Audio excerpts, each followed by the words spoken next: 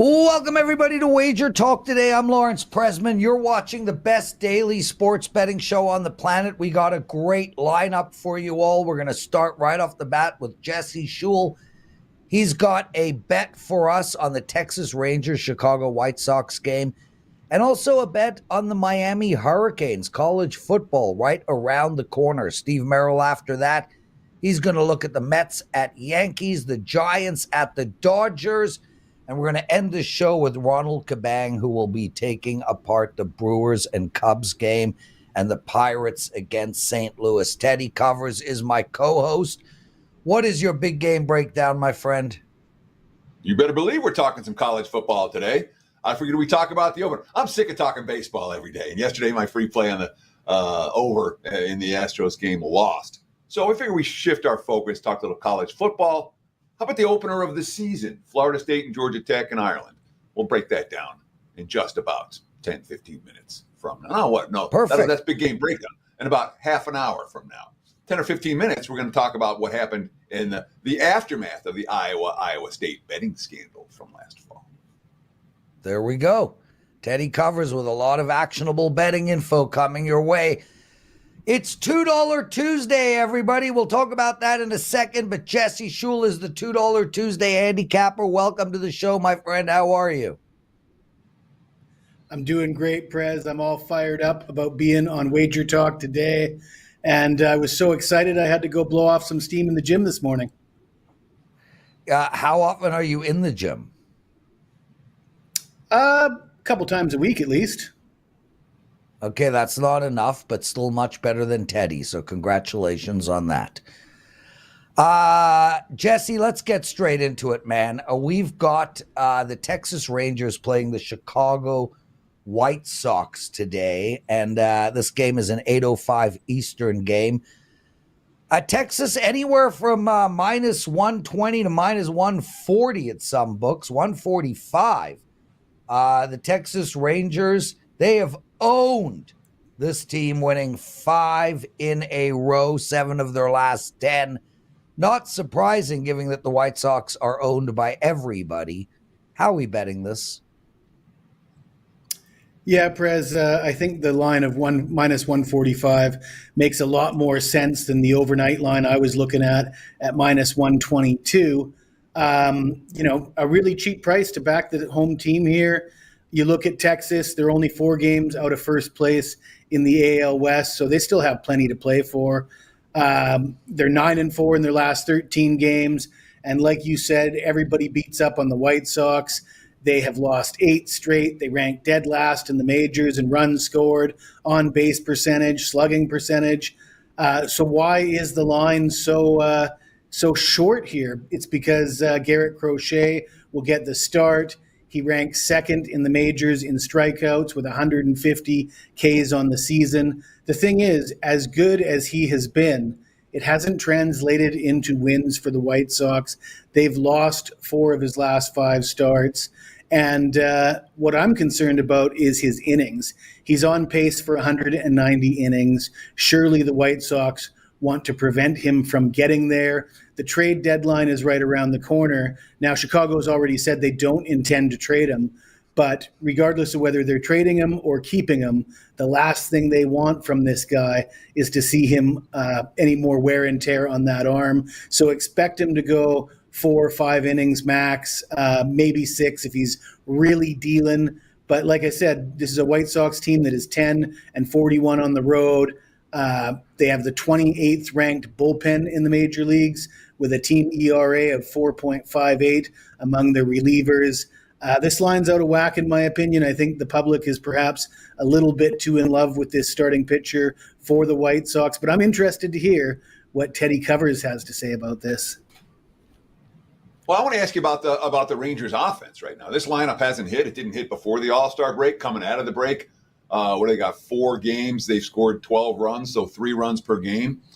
When you're talking about a cold lineup against a ace-level pitcher, does that concern you at all here, especially when now you're laying, the minus 120s are gone, the minus 130s are gone. Looking at the WagerTalk live odds screen, it's, I guess there's still minus 130s out there, but more like minus 135, minus 140 in this price range with the Rangers struggling offensively against a legitimate ace, is this a legit value play for Texas?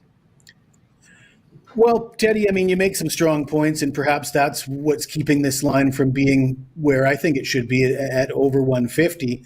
Like I said, a legitimate ace, but I don't expect him to be in the game for more than 5 innings. So I think we're going to get to that Chicago bullpen that ranks 28th in the team ERA. So, and as bad as Texas has been, Chicago has been worse, and Texas is at home, and they do have the talent. They have more to play for. I'm expecting Texas to have a better second half than they did in the first half. Jesse Schule joining us, everybody. Some stuff in the chat room. B Daddy says this game is a hard pass. So does G Hurt.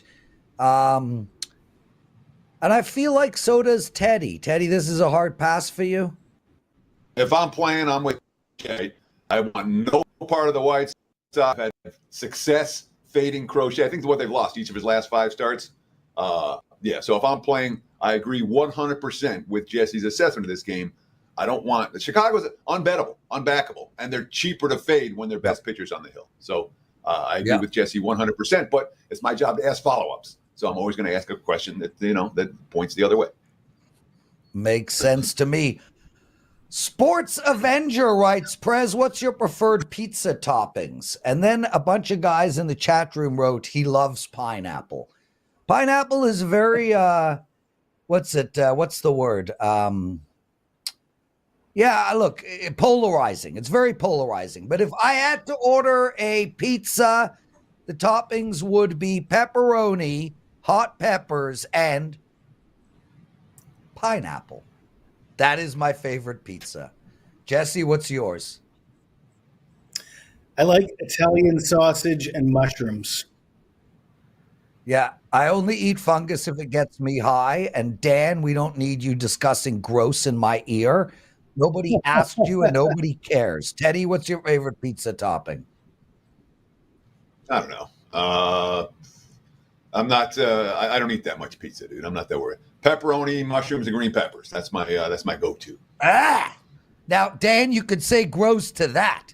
Jesse Schule is the $2 Tuesday handicapper at WagerTalk. Just to let you guys, and I hate green pepper, and mushrooms. Just to let you guys know, every Tuesday we take the hottest handicapper, we make them the $2 Tuesday handicapper. That means you could get their play for only $2. It's a perfect way to see how the handicapper that you purchase handicaps, their analysis, how they write, etc. Makes total sense. And Jesse is the perfect choice for today. Look at these numbers. 11-1, 11 wins, 1 loss in his 5% plays since last July in baseball. He's number 1 at WagerTalk in the last 365 days in 5% baseball bets. He's number 1 at WagerTalk in the last 365 days in all his 5% plays. And he is number 1 at WagerTalk over the last 1,000 days in his 4% picks or higher. An outstanding handicapper. We're lucky to have him. And you could get his 5% play tonight for only $2. Okay, Jesse, so the Miami Hurricanes regular season win total is at 9. Are we going over or under? We're going over, Prez. I think there's some recency bias at play here. I think the public looks at this Miami team and says it's been so long since this team has been great. And they look at Florida State and Clemson. Those are the top 2 teams in this conference over the last 3, 4, 5, 6 years. But you really dig into it. Miami, they've got the better quarterback coming over from Washington State. I'm not sold on Florida State bringing in DJU. I'm not sure how that's going to work. And I think people really are naive to think that DJU is an adequate replacement for Jordan Travis. And I know people don't like Mario Cristobal. He faces a lot of criticism and rightly so. He makes some mistakes here and there, and we'll get to that Georgia Tech game last season when I believe that he had an opportunity to seal the deal by running the ball or kneeling the ball, and he didn't take that opportunity, allowing Georgia Tech to come back for a miracle win in that game, which essentially derailed their season. They were 4-0 at that point. If they didn't lose that game, who knows where they would have gone. So yeah, you have to fault him for that. Hopefully he's learned his lesson. But can we really overlook the fact that he was 26-4 the last 3 seasons at Oregon? And I know some people out there will say, well, the Pac-12 isn't that competitive. It's not as good. I will point to a game in Columbus where his Oregon Ducks went in and laid a whooping on the Ohio State Buckeyes. So you can forget about that Pac-12 not being competitive. Miami's got the horses, and I'm looking at their schedule. They could be a favorite in all 12 games in the regular season. They are the favorite against Florida in week 1. They catch Florida State at home later on in the season in October, I believe.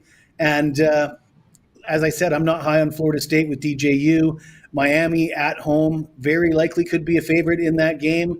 And unless things really work out for Florida State, replacing all those players and bringing in DJU at quarterback, this is a game that I think Miami should win. So I think the regular season win total of 9 should probably be somewhere closer to 10. And I think the price of Miami to win the ACC plus 400 behind FSU plus 250 and Clemson plus 350. I like the Hurricanes to win the conference. So you opened it up talking about Mario Cristobal, and I got to talk about Mario Cristobal. Has he ever gone over his win total in any year at any place where he's been head coach? Maybe the 1 year he took Oregon to the Rose Bowl when they won I think 10 regular season games that year. But Cristobal to me, when you're listing head coaches who've underachieved in college football yet keep getting jobs, he's at or near the top of my list. Has he ever gone over? And are you worried at all that, you said, hopefully he learned. He's been at 3 stops. Mario Cristobal, how many lessons has he learned so far at those 3 stops? Because in my mind, he is, when you're thinking of bet against coaches, he's, again, at or near the top of my list and not a guy who I'm confident in saying, you look at Miami's talent, you go, yeah, this team's loaded. You look at the schedule, you say, yeah, the schedule's reasonable. You look at the coach and his track record and go, yeah, he'll screw this up. Cristobal, talk to me about him. Will he screw it up? Well, Teddy, he's probably going to screw it up at least once this season. But and you asked about did he go over anywhere in his previous tenure? I'd have to think with him going 26-4 the last 3 years at Oregon, they would have gone over in at least 1, if not 2 of those seasons. And we only need to get to 10 wins here. It's 20. You don't think that's an accurate record? I'm looking at Football Reference not right now. I got 26-9 during that 3-year span. Is that including the back perhaps 3 years? I got 26-8 over the back 3 years at Oregon. So either way, it's more than 4 losses. Maybe that was excluding bowl games or the Pac-12 championship game, perhaps. But anyways, I mean, 10 wins. That's what he's got to get to. And can he screw it up bad enough to prevent them from getting to 10 wins? I don't think so.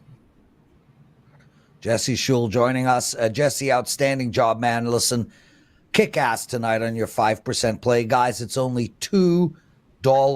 Jesse is 11-1 since last July in these baseball 5% plays. Congratulations, brother. Kick ass tonight, and thank you for joining us on WagerTalk Today. Teddy Covers, I'm seeing a concert tonight.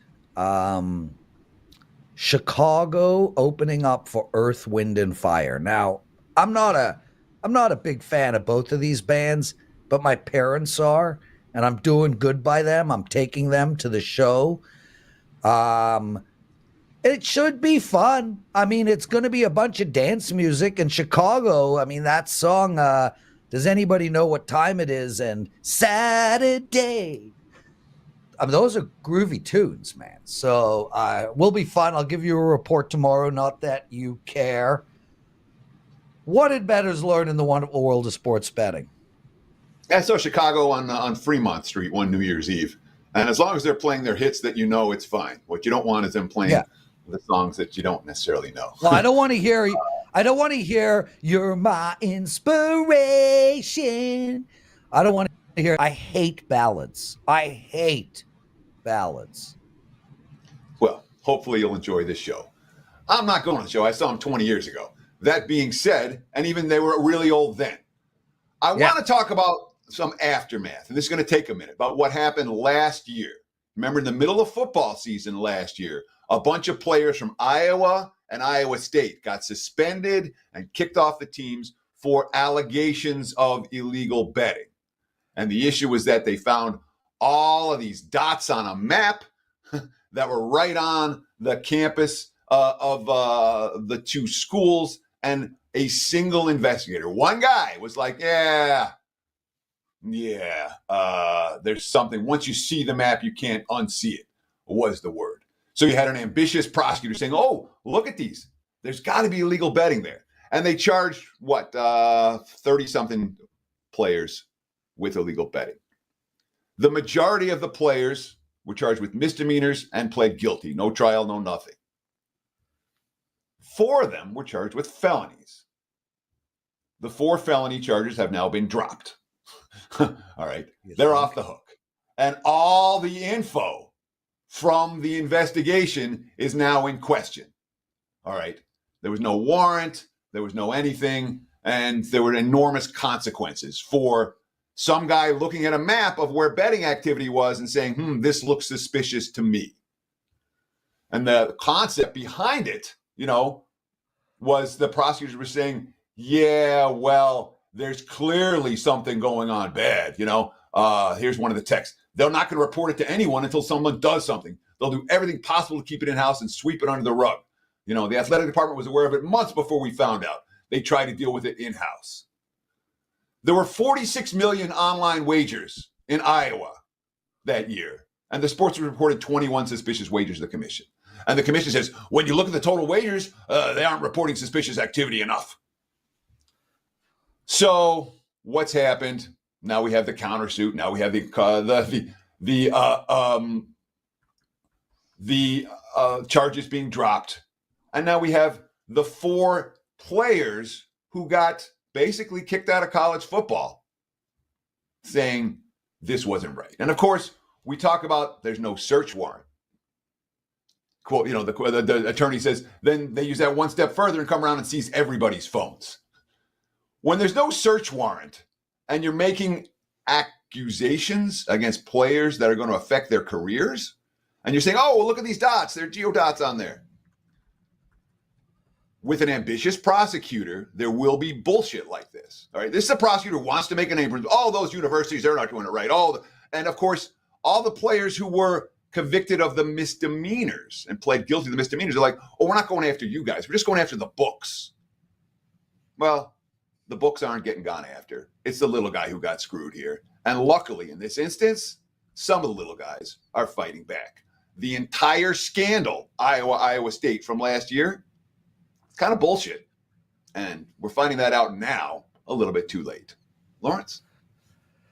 I got nothing to add, Teddy. All I know is that we're going to be discussing this a lot for the next many years to come. So, Teddy, at the top of the show, one of our listeners asked what kind of pizza I like. I said pepperoni, pineapple, and hot peppers. Dan Alexander then said, yuck and disgusting in my ear. So I slacked Dan. Well, what kind of pizza do you like? And he wrote, ham, hot peppers, and pineapple. Literally the same pizza as me. Oh, Dan, you got issues, brother, and it's okay. I think he was teasing you, Lawrence. Okay, fair enough. Before we bring on Steve Merril, what do you think his favorite pizza is going to be, Teddy? I'm thinking plain cheese. That's exactly what I was going to say. Steve Merril's cheese pizza all the way, man. Yeah, plain cheese. Good cheese, though. I mean, like a New York cheese pizza. How are you guys good handicappers when you're this far from reality. Well, we're In using fact, the I information had available Teddy at to plain us. cheese. We are using the info available to us. You are the God, you plainest guys- dude. Your hair is plain. Your complexion is plain. You wear plain clothing. It's You are unreal how- Mr. Plain. So Well, that I went actually with makes me plain. feel great. That makes me feel like Mr. Chameleon, because that just Yes. shows I'm doing a damn good job confusing everybody, which is fine with me because I don't need my private light in the spotlight. But no, since I've been Dude. 5 years old, I've been kitchen sink. And I was going to actually ask you, Prez, when you were talking to Jesse about it, in Canada, Teddy probably knows that term. In Canada, do you have the term kitchen sink pizza? That's what I had growing No. up. That's when everything is on it. Yeah, maybe that's an Yeah, East no. Coast thing. Kitchen sink pizza. No, I'm an everything pizza. Stack it with whatever you can get on it. Usually it's too much on it. No, I'm the farthest thing in the world from cheese pizza. In fact, I've never understood vanilla ice cream. Every ice cream is vanilla until you add Neither. something to it. And these people whose favorite ice cream is vanilla, I don't get that. No, you couldn't be farther from the truth, man. So I'm glad that my persona is confusing everybody, because that's what I want. No, man, my parents You had to like stop me vanilla from eating ice as a cream, child. Teddy? Love it. Yep, got a gallon of vanilla or half gallon of vanilla in the There we freezer go. right now. That now reality is making sense. So you know who else loves vanilla? 100% Steve's true. wife. Steve, Yeah, by the way, you would be a it's funny, as I was covered up yesterday outside because I need no more sun because I'm literally peeling from all the burns I've gotten this summer. I thought to myself, my intuition is so good, that tomorrow on Wager Talk Today, the Prez is going to say I need to get some sun and that I'm pasty white. I'm literally like peeling from the burnt sun I've gotten this summer, but he still thinks I'm the whitest human being on earth, for Teddy. So there again, the magic of the ring Listen, light. dude, if you would be a perfect assassin, no one would ever describe Steve Merril to 10 different people. That's a great term to White be using guy, nowadays over the white past guy, week. That's a great white comparison guy. to be making. Yeah, hey, I'm not going that's to a touch good that one. skill, man. That's a good that's- skill. Anyway, thanks The for hosting current event yesterday. world, that's probably not where I'd be going right now. Okay, fair enough. We love Okay. you, Steve Merril. Thanks for hosting yesterday. And Teddy, Steve will be sitting in my chair on Friday. I'm taking my dad out again. As I told you, we'll be missing some Fridays during the summer. Steve, let's get straight into some actionable betting information. The Mets are playing the Yankees, the Subway Series. You going with the side, the total? How you betting this game? Going to give you both the side and the total for Mets Yankees, because this is probably the biggest series of the night in Major League Baseball. It's a spotlight game. I believe it's on TBS national TV, so a lot of people will be watching. First of all, we broke this down, of course, on MLB First Pitch. I've been guest hosting this week at 11 a.m. Eastern, so don't forget to check out the baseball show live right before Wager Talk Today every weekday here on the channel. But this is a spotlight series, and for that reason, I think it's a spotlight-focused spot for the Yankees. And yes, the Mets are playing good baseball. And what's ironic is that it all started when these teams met earlier this season. That's what really turned the Mets season around, is when they took a couple from the Yankees last month. But keep in mind, the Mets, even with this nice run they've been on this season, they're still below 500 against winning teams. They're still just plus 12 net runs, just 3 games above 500. And that's with a hot streak that started about a month ago. Yankees, meanwhile, have been playing very mediocre baseball. They're just 5-5 their last 10. But they're still 10 games above 500 against winning teams. They're 18 games above 500 overall. They're plus 109 net runs, which is the best in baseball. Don't tell our producer, Dan Alexander, but that's better than even the Phillies right now. So I like taking good teams in focus spots. I lean Yankees in this one. A little pricey, minus $1.50 or so. But I also like the over here. And in case that Mets offense remains hot, it'll get us to the over. The 2 games last month, extremely high scoring. I talk a lot about this. I like to look at road numbers only in baseball because it takes all the different type of ballparks into account. Top 3 slugging percentage, Yankees, Mets, second, third. Top 3 on-base percentage, Yankees, Mets, second, third. They're both top 4 on-base plus slugging in all road games this year. These are 2 of the best offensive teams in baseball. So I like the over, but I also like the Yankees tonight in what I think is a very focused spot after losing the 2 meetings last month. So Louis, he got lit up by the Mets when in that last series that you talked about that kind of sparked the Mets. Didn't make it through the 5th inning. 4 walks in that contest, and walks have kind of been a problem for him of late. Yankees have lost 4 of his last 5 starts. Is this a starting pitching matchup type wager, or is this a I trust the Yankees more than I trust the Mets type of wager? It's funny, Teddy. My concern with the starting pitching is actually Quintana coming off a bad outing because he'd been really good before that for several starts. And a lot of times, decent pitchers bounce back. So my concern in this game with the Yankees over is that Quintana actually might have a good start for the Mets. I like the Yankees because Gil got lit up in that meeting that you referenced back on June 26th. That was a 12-2 loss, by the way, against the Mets. Over-under was only 8.5 in that game, got easily over. But he actually had 3 bad starts in a row, and that was the second of 3 bad starts. But since then, he's given up just 2 earned runs in over 12 innings the last 2 outings against the Red Sox and Orioles, 2 decent offensive teams. So I think Gil's turned the corner. I do like the fact it's a big revenge spot for him as well. That is part of the handicap here.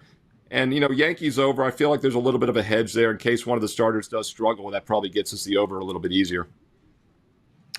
Steve Merril joining us, everyone, and Teddy. I'm still people and me are in shock about you and this vanilla ice cream thing. Is so boring and tasteless. There's nothing better than vanilla, dude. Everything else is so vanilla. Okay. Let's take vanilla and screw it up. Well, that's one way to look at my it. favorite ice cream is simple. It is the complete opposite of vanilla. It is chocolate and peanut butter. That is pretty good, Prez. Yeah, chocolate and peanut butter. I can see that. No, one of our listeners it says mint chocolate chip deep fried time. Mint chocolate chip is the best ice cream. Mint chocolate chip is the best ice cream if you get rid of the mint and the chocolate chip and you swap it with chocolate and peanut butter. That's the best ice cream. Pralines and cream, though, Teddy, which does have a vanilla base. Mint chocolate chip tastes better when it's green, by the way. It's all vanilla, and then you're screwing it up with whatever else you're putting in it. So you guys could be in shock. Oh, my God, he likes vanilla ice cream. Shock. Okay. Steve? I'll live it. I'll have French vanilla or butter pecan. That's all vanilla, too. Butter pecan. You like my pecan, favorite growing up, Baskin-Robbins, was the green mint chocolate chip. Now that you say that, Prez, I forgot all about that. That was my favorite. I loved green as a kid. It was more the green. Like I said, it tastes better when it's green for some reason. I don't like the white mint chocolate chip. I don't know. That's just a personal preference. Turbocharged likes cookie dough. Ugh. Teddy. Yeah, pecan. Cookies. What is a pecan? Yeah, I'm not a huge butter pecan fan. Pecan. Pistachio either. Hey, shut up. Pecan. So, Steve Merril, let's turn our attention. Talk about one rivalry series. Now let's talk about the others. San Fran and LA. Right now, looking at the free live WagerTalk live on screen. I'm seeing the Dodgers in the minus 140 range. Total this game, 9, juice to the under. How do you break it down? San Fran, LA, Tuesday night. Yeah, late night special. This is another one of the big series tonight. Giants, Dodgers got started yesterday, and we really could call last night's game was the letdown series, in my opinion. I stayed far away from it because the Dodgers were coming off the emotional Sunday night win against the Red Sox. We always know we fade the Sunday night team, but then again, the Giants were coming off a series in the thin air and altitude of Coors Field. And Ralph Michaels, our colleague here at WagerTalk.com, pointed this out to me earlier this season on an NBA show when we were talking about the Nuggets. He said that blindly fading all the Denver teams coming off the Denver series, whether it's after playing the Broncos, the Nuggets, the Rockies, in all sports, teams normally don't perform well. They're below 500 ATS betting-wise, and I think it makes so much sense after playing in the altitude. So it wasn't a good spot for either team last night. And lo and behold, speaking of vanilla, the Dodgers win a 3-2 game. And that was interesting to me because we always say the Dodgers win by margins or they lose outright. Well, they've played 10 times this year against the Giants. They've gone 7-3, but nearly half those wins have been by exactly 1 run. So this is a situation where I like the Dodgers in this game, minus 140. I don't think we need to play the minus 1.5 run line at plus 145. And Knack is a better pitcher than Hicks. So I like Dodgers minus 140. Also like the over 8.5. But as we check the WagerTalk live odds screen, there's mostly 9s out there. Yep. Just a few minutes ago, a lot of the 8.5s went to 9 unders. So shop around, but I do like it over as long as it stays on that key number of 9 or less. Dodgers are a great offensive team. You know, if you told me coming into the season you'd be disappointed when a team was 60-41 after the All-Star break, plus 96 net runs, you'd say you're crazy. But it almost feels like the Dodgers have underachieved this season at just 60-41. I actually think there's upside with LA here over the next couple months. This is a team that we all thought could win 110 games or more this year. They'd be minus 300 at this point of the season. Well, look, we're getting the Dodgers at home with the better pitcher at less than minus $1.40 right now. So I like the value, also like the over. They're a good offensive team. And the Giants are capable also of putting up some runs in this game. And Jordan Hicks for the Giants has struggled. He gave up 5 runs, 8 hits in just 4 innings against Toronto on July 11th. He has given up at least 3 earned runs or more in 4 straight starts, and he has not lasted more than 5 innings in any of those. So Dodgers over, Dodgers team total over probably makes some sense as well in this one on Tuesday night. Why is it so cheap? I mean, LA is a legit World Series. I mean, I know they have some injuries, and I know they don't have an ace on the hill or anything resembling an ace, but I mean, why do you think this number? We're not used to seeing the Dodgers at less than minus 150 at home against anybody, even against a rival. Why do you think this number is as short as it is? And what are the markets seeing that's keeping it there? Yeah, it's a good question, Teddy. And that was kind of my point with, there's actually value, in my opinion, right now in the Dodgers. And who would have thought we'd be saying that right after 100 games into the season with the most loaded lineup in history coming in this year? A lot of times that does concern me. And you and I talked about this yesterday, you can always make a case for the other side on any bet. There's no 100% sure things. And when it is, it makes us nervous, right? But I'm not going to overthink this one. I almost feel like the Dodgers just kind of flying under the radar a little bit over the last month or so. And I think this is a situation where we get some value with them tonight, and we'll probably continue to get some value with them here in the near future. Steve frickin' Merril. Johnny Detroit logs into the chat room. Black cherry ice cream. I mean, you want to talk about screwing up an ice cream. Guys, we got an incredible site-wide promo going on this week. We are 10 years old this month, which is unbelievable. Shout out to my partners who started this wonderful company with me. It's been an incredible ride, unbelievable journey, and most importantly, with some of the best people in my life. Johnny, Marco, Rick, and the rest of you guys, lots of love. So on our 10th anniversary, we want to celebrate by making the best ever season offer in football. Basically, the bottom line is buy anybody's college football or NFL season pass, and you get the rest of their baseball for only $99. Steve Merril, why should they pick you? So this is a great special going on right now at WagerTalk.com this week and this week only. You're going to play football. Everybody and their brother plays football. So why not get a rock bottom price of $7.77 for the entire college and pro football seasons all the way through next February through the Super Bowl. But when you sign up this week with that special price, you also get the rest of the baseball season over 3 months through the World Series over a $400 value for free. The way you make money a lot of times is saving money up front. This is an investment. It's a great time to lock up the football season to get the rest of my red-hot baseball along the way on a 33-22 and 38-24 runs the last couple months in MLB. Get it right now. Get it this week. Don't delay. I've got strong best bets going tonight on Tuesday. The rest of the baseball season free when you get football right now. Steve Merril, WagerTalk.com. Thanks for joining us, Steve, and thanks for hosting yesterday and this coming Friday. Teddy Covers, what is your big game breakdown? Let's talk some college football. We're talking plenty of MLB, but college football, this game, less than about a month away right now. Today's the 23rd. This one goes August 24th, and it's the college football kickoff classic, the opener, Florida State and Georgia Tech in Dublin, Ireland. Noon Eastern, 9 a.m. Pacific, Saturday, August 24th, literally the very first game of the college football season. Right now, look at the WagerTalk live odds screen. Florida State, minus 13/minus 13.5 in Dublin. Total 55.5. And obviously, I mean, Florida State, they're coming off a pretty brilliant season. Not the ending. 13-0 start, and then a 63-3 loss. It wasn't pretty, obviously, for the Seminoles. They got screwed by the committee, and they got screwed in their bowl. And obviously now, in theory, supposed to be a clean slate. Mike Norvell and company in his 5th year as Florida State, coming off that brilliant season. Of course, they blew out Georgia Tech, the most recent meeting between these two teams, 41-16. But that was then. This is now. Let me start with this. I'm not a DJ Ukulele fan. Transferred in from Oregon State, originally a Clemson Tiger. He's not someone who I trust to be at his best in the first game of the season. Florida State certainly coming in with something to prove. So is Georgia Tech.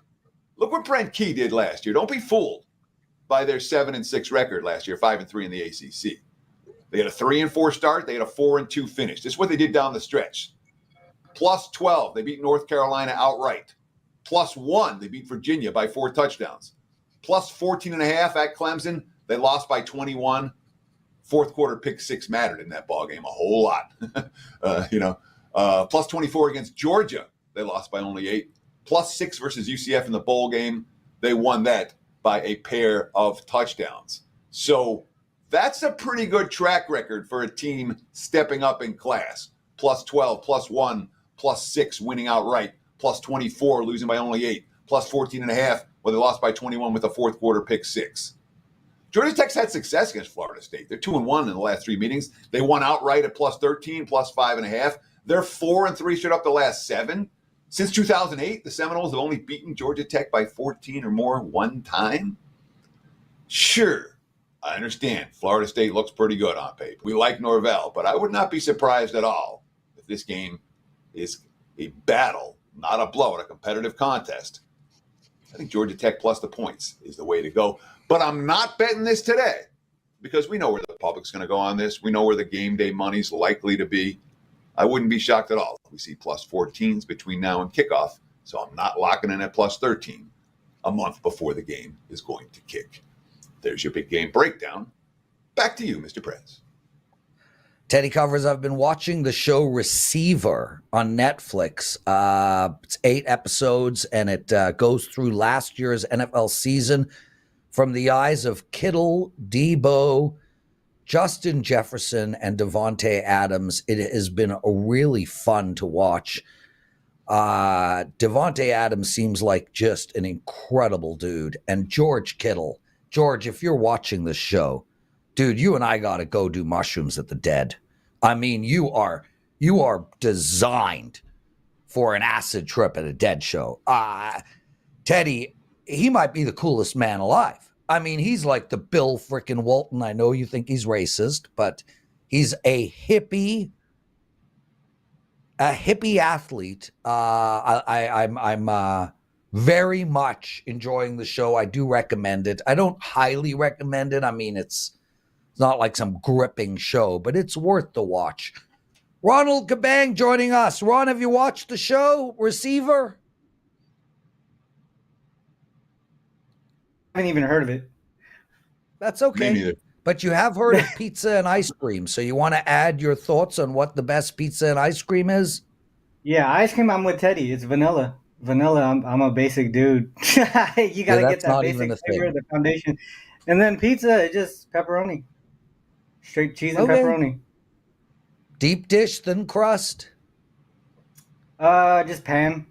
Pan is good. Ugh. I don't know if you ever tried like white sauce on a pizza, but that's been something that I've been trying lately.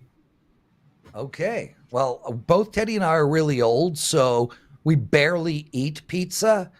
Last night I ate wings and regretted it for 4 hours. Ronald, let's get straight into some actionable information. You've got a bet for us on the Brewers against the Cubs. It's a first 5 bet. How do we approach this game? Yeah, first 5 just to kind of stay away from the bullpen here. Brewers starting Colin Rea and the Cubs, Jameson Taillon. I'm expecting Rea to have a nice bounce back start after giving up 7 earned runs in his last start. This was back a couple of weeks ago on the 9th, but I do think that this is a situation where I could see him pitching pretty well. And I'll talk about the stats later on. But from a trend perspective, Brewers 14-9-5 on the first 5 as road dogs versus starting right-handed pitchers. In the first 5 innings of those games, the Brewers are averaging 3.29 runs per game, allowing 2.5 runs per game. If you add that they're coming off a loss, they're 7-2 straight up with an average first 5 margin of plus 2.56 in the first 5.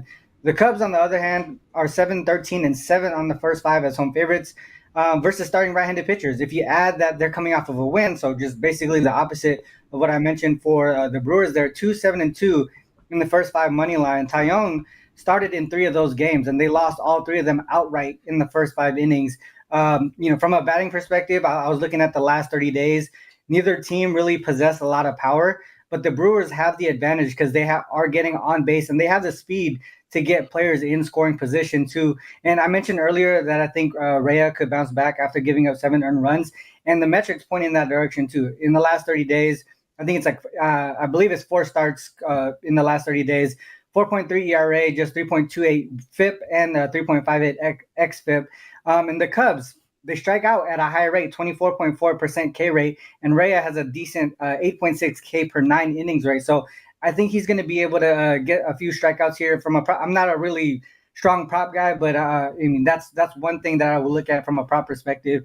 I think focusing on the first 5, just because the Cubs look like they do have a big advantage from the bullpen perspective. But that didn't, this play here specifically is just really taking advantage of the starting pitching matchup.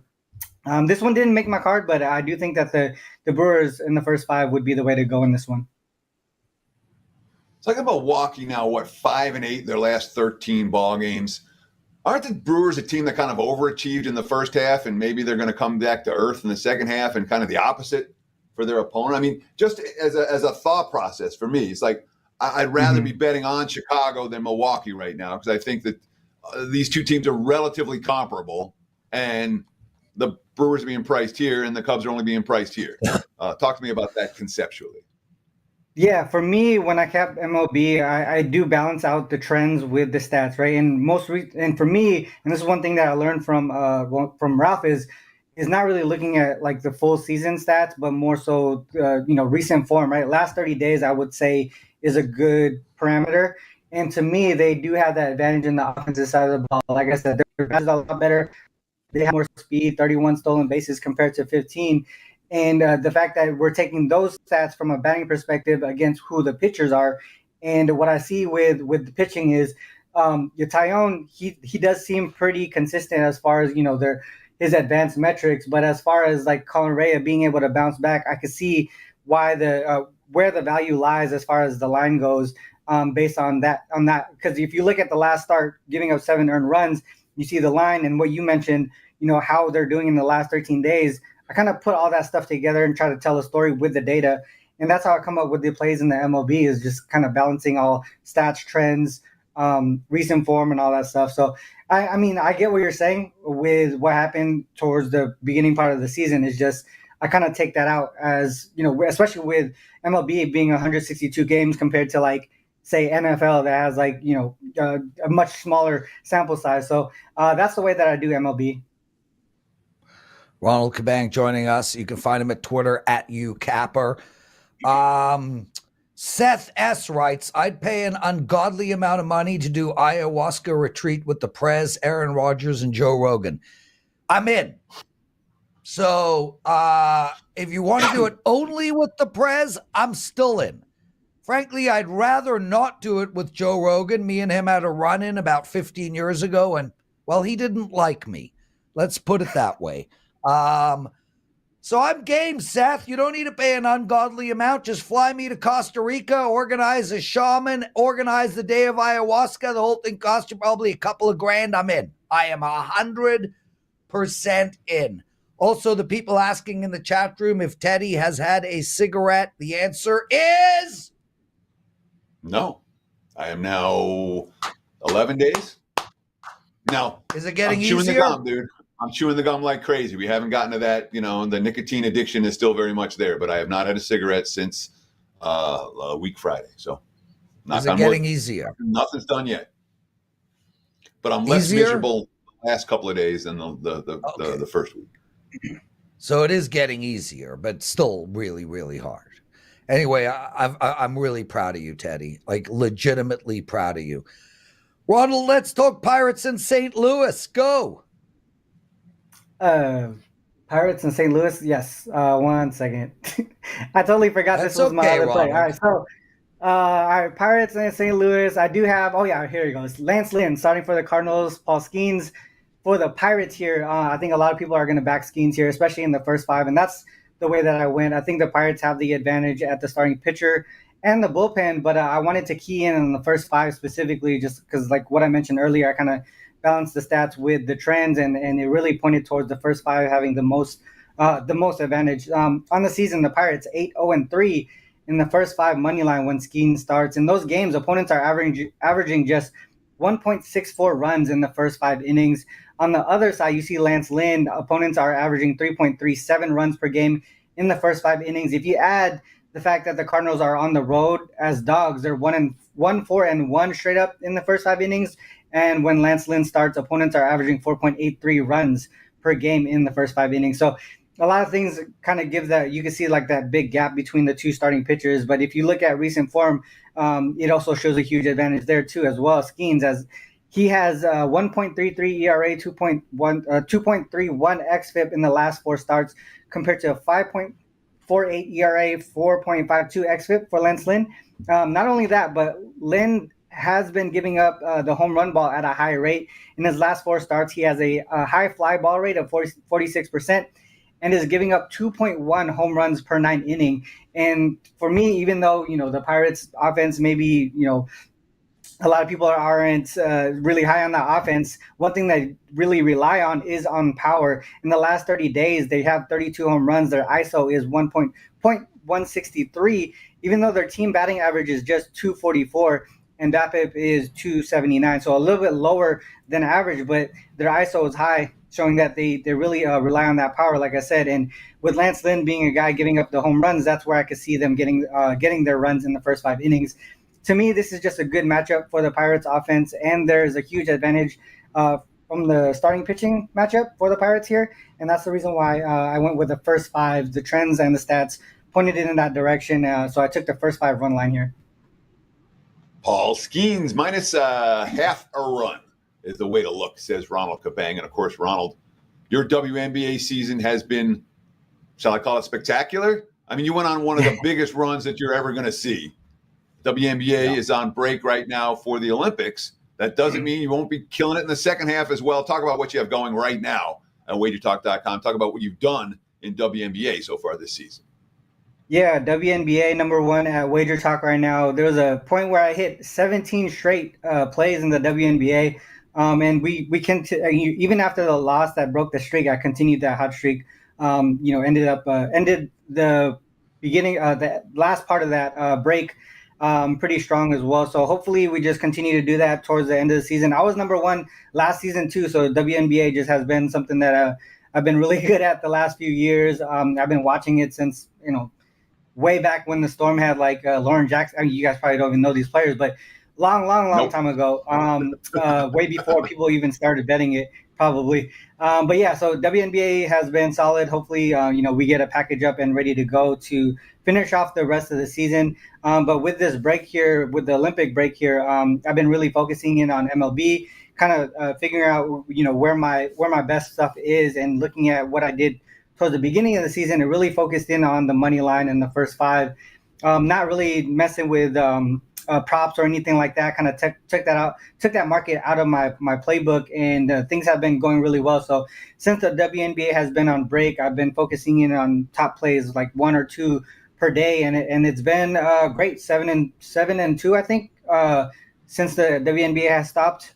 So hopefully we just continue cashing in the MLB as well. Ronald Cabang, thanks for joining us, brother. Keep kicking ass. Teddy, let's end the show with let's wrap up a couple of topics. Firstly, huge shout out to Dan DeSalvo. Dan is on day 12 without a cigarette. He writes, way to go, Teddy. You guys are doing this together. So big shout out to you, Dan. Congratulations. Just inspiring. The next is Andrew Wadge from Ice Cream Perspective. He likes Dairy Queen. Andrew, Dairy Queen doesn't serve ice cream, bro. So you might want to rethink that. It might look like ice cream. It might smell like ice cream, but it's oil-based, not cream-based. It is not ice cream and never will be. I love you, though, Andrew. You're a good dude. Teddy, I love when your face shows misery. Take us home. Clearly you do. Yeah. This is the point of the show that I'm ready to chomp some nicotine gum in. That being said, it's going to wrap it for the Tuesday edition of Wager Talk Today. We'll do it again tomorrow. Same time, same channel, 9 a.m. here on the left coast, noon for you back east. Between now and tomorrow's show, you guys know what to do. Enjoy the games, and best of luck with all your bets.